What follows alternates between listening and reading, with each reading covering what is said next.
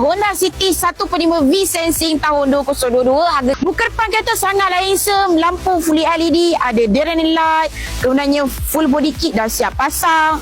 Fog lamp pun ada. Dia punya rim masih lagi original. Bunga tayar masih lagi tebal. Signal Samira auto flip abang kak.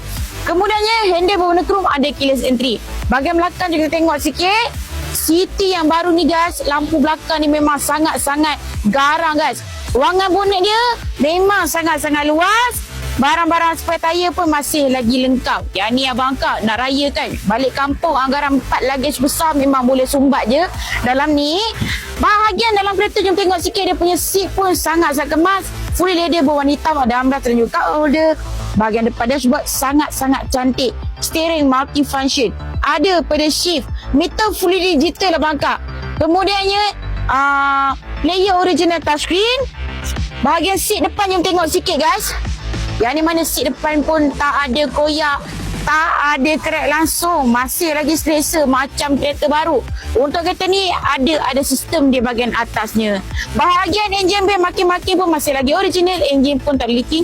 Sebelah sini panel pun masih lagi kemas. Untuk kereta ni bebas banjir, bebas kemalangan. Saya nak tahu kepada anda, kereta